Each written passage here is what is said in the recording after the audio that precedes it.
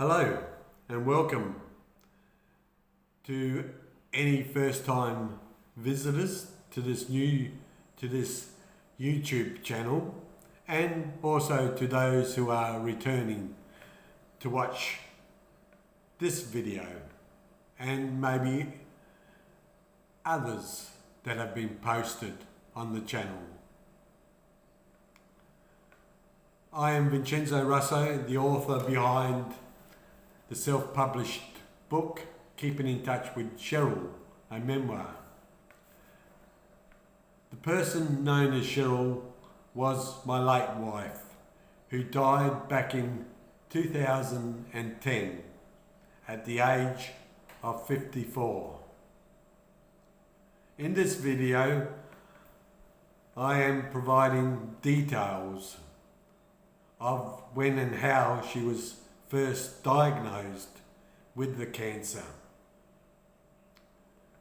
And it is also worth bringing up again, because even after all this time which has elapsed, the medical industry still won't acknowledge or explain the causes behind such cancers, because many in the profession profit quite handsomely from the products and treatments given to them by the pharmaceutical companies.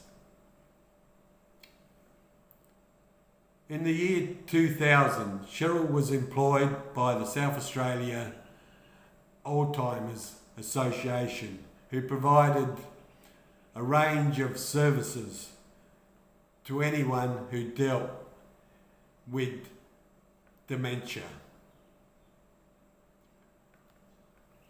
While employed there as a social worker, Cheryl had also set up a national hotline, a 24 hours, 7 days a week hotline for carers looking after those afflicted either in the early or late stages of dementia. And part of her duties was to take a cell phone home to take calls at all hours of the night. And this particular cell phone, remembering that it was in its early days of technology, unlike the smartphones which are out today.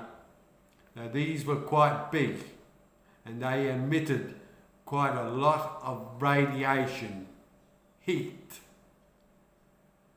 And the phone calls that came in from carers, and these were very intense and emotional phone calls. But Cheryl, she was professional. She knew what she was doing and how to handle those calls. But the phone calls often lasted for half an hour, often even 2 hours at a time.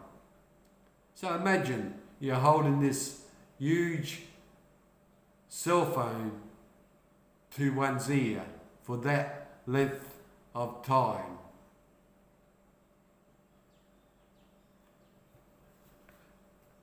It made for some very difficult times in the household, especially with 2 children under the age of 8. But we dealt with it as best as we could. But it was in the following year, 2001, that Cheryl began to experience symptoms in her eye. For example, flashes of lightning, and then the tissues would begin to close in, and thus losing a great deal of her sight.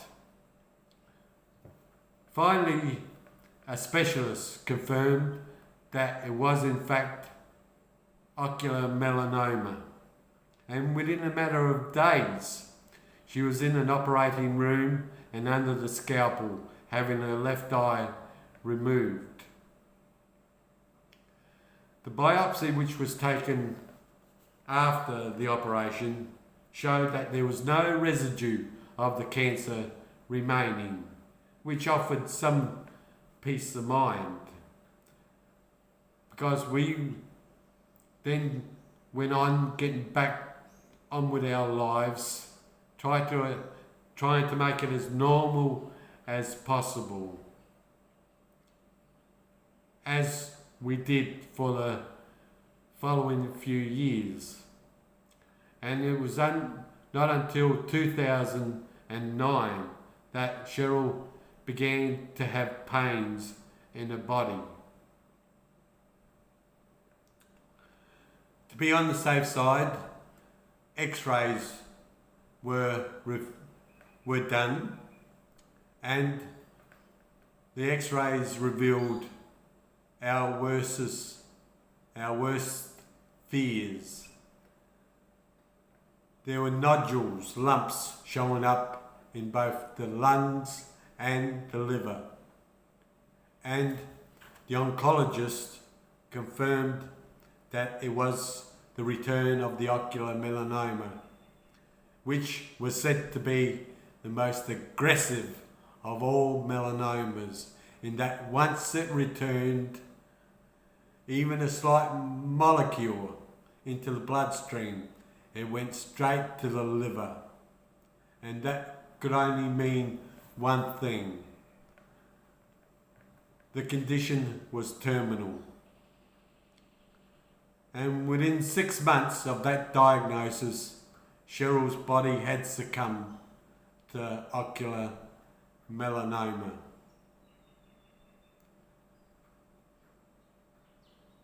It's still quite emotional speaking about the experience, but the details are and have been written in those memoirs, keeping in touch with Cheryl.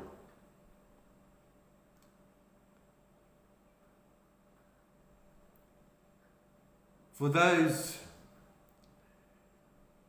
who have either been diagnosed with cancer themselves or know of anyone who have gone through that particular experience, would well know what it's like, and the aftermath that it has not only on the individual but also family members and others. So once again, if this video has been helpful in providing some information or some interests, then do leave a comment and subscribe to this YouTube channel. Thank you for stopping by.